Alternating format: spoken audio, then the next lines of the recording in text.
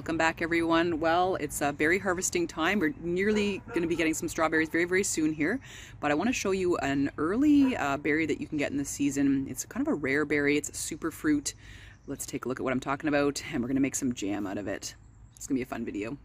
So here it is. This is the honeyberry, or my Haskap shrub. I have 4 of them. As you can see, it's around strawberry, just before strawberry harvesting time, and as you can see, I've got some beautiful blue honeyberries on there. So like I mentioned, this is honeysuckle, and it's quite commonly found in boreal forests with heavy peat soil. Some mountainous areas it's found as well. The berries are absolutely delicious. They have a bit of a tart flavor to them. They're oblong, about 1 centimeter, and extremely, extremely flavorful. So to get these berries, you need to have a couple of different varieties of the honeyberry shrub, the Haskap shrub, because I need to cross-pollinate. So I've got another one sort of sitting beside it, and one just behind me where I'm standing. And at the side of my house, I have another one right here. It's another variety, but same kind of purple berries, a little bit smaller, just like that. So I've got lots of pollinators around, so that I've got a really, really good crop this year. Like every day I'm picking tons of these.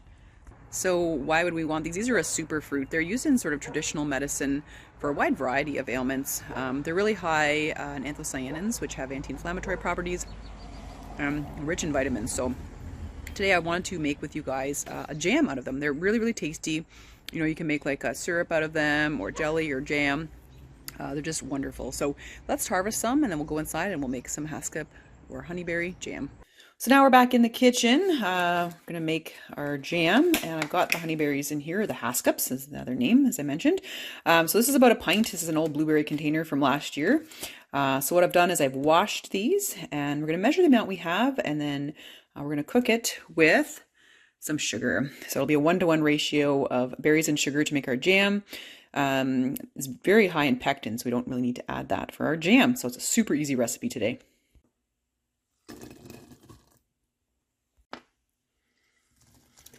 Oops, got a little bit of a leaf in there. I'll get that out of there. But yeah, we have exactly 2 cups. So we'll need to add 2 cups of sugar to this. I'm using cane sugar, but you can use white sugar. And we're going to watch this really carefully. Mix this around. It's going to kind of into a nice mushy consistency. You can see this is melting down nicely. Just stay on top of it so it doesn't burn. Okay, so this is getting up to temperature here. You can see the lovely consistency. It smells amazing. We're going to bring this to a little bit of a simmer because we want to kind of get some of this liquid out of here. The liquid kind of gets extracted from the fruit. But let me tell you, this is one of the first jams you'll make this year because they're ripe now, at least in our area. And, well, aside if you're making like jellies like violet jelly or forsythia jelly or things like that, these Haskaps are one of the first few berries out there.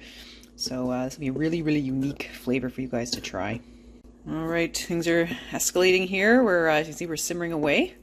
So we're going to stay on top of this. You do not want to burn the bottom and end up with like a really awful burnt taste to your jam. I've been there, done that with black raspberry jam. So what we're going to do is we're going to keep going until the bubbling looks a little bit glassy. That's when the jam has reached its quote-unquote gel phase. Not quite there yet. And then we'll test it on a plate in the freezer to see if it gels up, and if it does, boom, we are ready to put it into jars.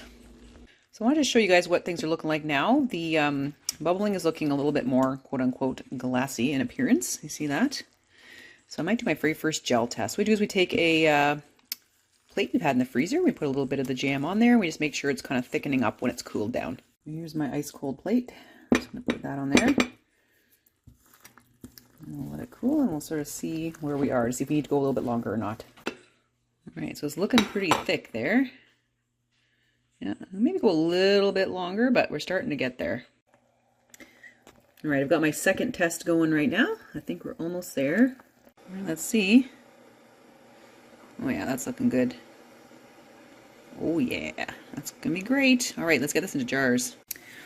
So I've got my hot sterilized jars, and I'm just gonna pour my jam in here. I've got my water bath going in the back because I'm going to can these so they're good for staying in the cupboard. So I'm just going to go like so. I don't have to spill anything. Very good. And we'll just leave a little bit of space at the top. All right, so it looks like I got 250 mils plus maybe another 125. This one's just gonna go in the fridge. I'm not gonna process that one. This one I'm gonna give to my dad for Father's Day, so I'm gonna just can that one. All right, just gonna put this on finger tight and we'll water bath can it for 10 minutes.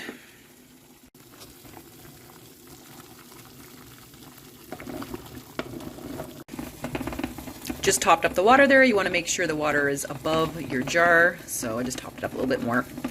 Let this go now for 10 minutes. And the other one's just sealing there in the water bath. I'm just going to pop this little sampler in the fridge, let it cool down, and we'll try it in a minute. But in the meantime, let's head back outdoors, and I'm going to tell you a really cool story about one of my garden plants. While we're waiting for our jam to cool, I just want to show you my bleeding heart.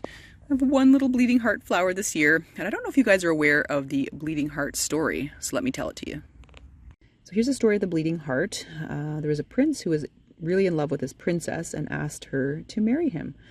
She said, no, you need to find me 2 pink rabbits before I'll marry you. So he searched high and low through hill and dale, and he eventually found 2 pink rabbits. There's one rabbit there. See, looks like a little bunny rabbit. And there's one rabbit here. It's a beautiful rabbit. So he went back and asked her if, you know, hey, do you want to marry me? And she said, nope. I know you found those 2 rabbits for me, but I'm not interested. What I would like are 2 earrings. So went out and got her the most gorgeous earrings. So I'll just show you. We'll put the rabbits aside here. And he found her 2 earrings. There's one earring. And there is another earring right there. You can see. There we go. There's the 2 earrings. So he brought that back to her and said, hi, I found you a couple earrings. Would you please marry me? And she said, no. I want the most beautiful white slippers. Okay, so he goes back and he goes to buy her some white slippers. So here's one slipper and 2 slippers. And he says, I found you those beautiful white slippers. Will you please marry me? She said, no, I'm not interested in marrying you. So with that, he took his dagger and stabbed his heart.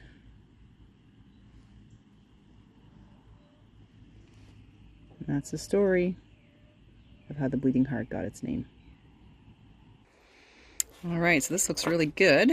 Let's give this a try. I've got some nice crusty bread and some sheep cheese. It's a pretty mild sheep cheese, but let's give it a whirl. Well, doesn't that look delicious? That is really good. So it's very tart. I'd kind of describe between the flavor between a blueberry and a raspberry.